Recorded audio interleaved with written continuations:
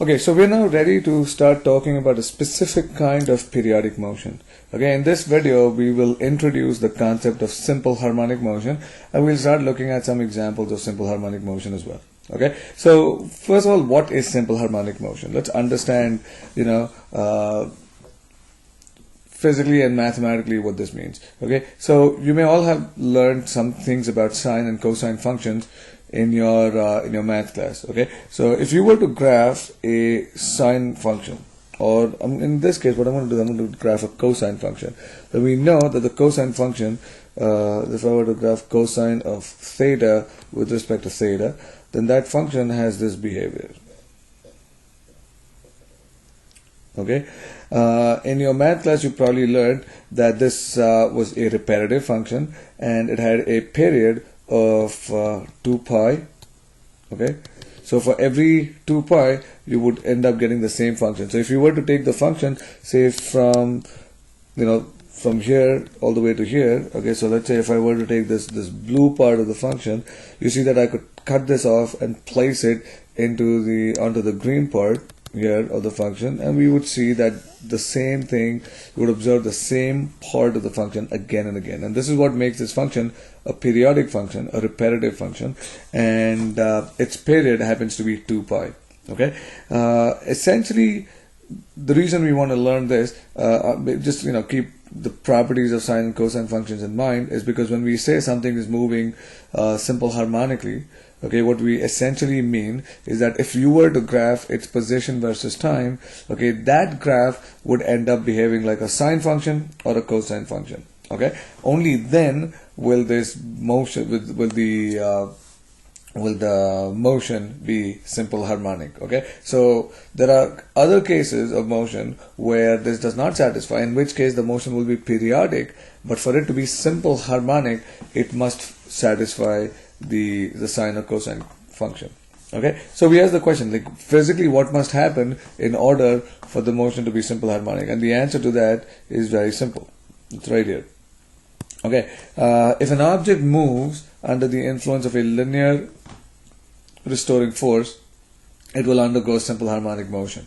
Now the question is, where have you come across this?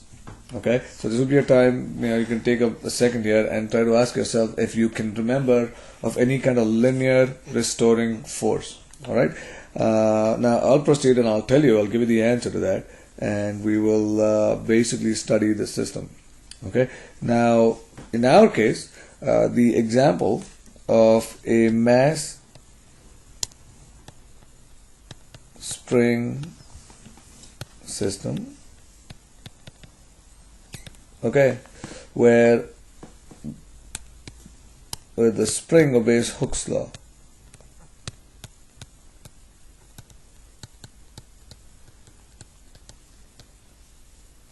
So if the spring obeys Hooke's law, then we're good to go. Alright, so let's see what this looks like. If you remember, for a spring that obeys Hooke's law, the force of the spring was written as negative k times x.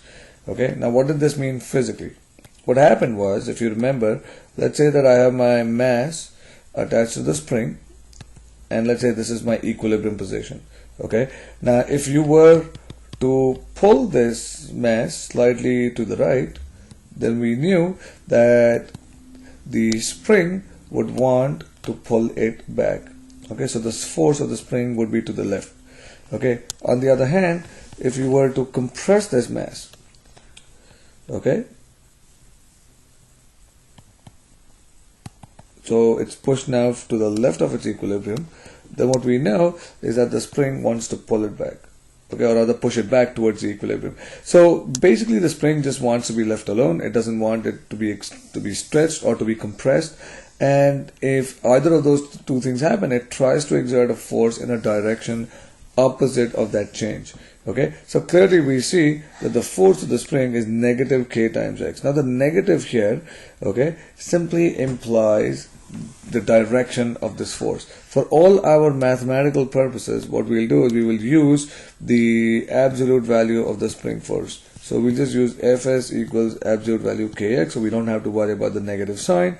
However, you must use that to basically know the direction of your force. Okay, so this is a spring that obeys Hooke's law.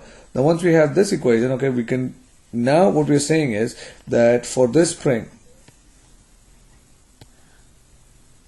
for this system, okay, if you were to pull this mass slightly to the right and let go of this mass, then this mass, we clearly understand, okay, if this is the equilibrium position and we have this mass here, okay, it will oscillate between these 2 points. It will oscillate, okay, it'll basically accelerate towards the equilibrium position, then it'll keep moving to the left, in which case the spring will try to slow it down, and then it just is going to keep moving back and forth between these 2 points.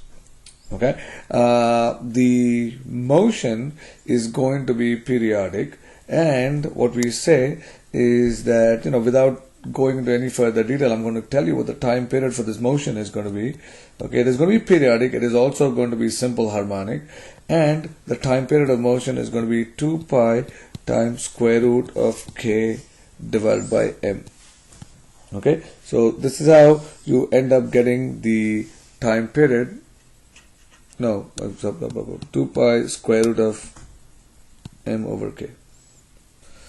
Okay, so the time period is equal to 2 pi square root of m over k, and from here we can also figure out the frequency, which, if you remember, is simply 1 over the time period, and it is equal to 1 over 2 pi times square root of k divided by m. So these are our few basic expressions that we require in order to work with a mass spring system.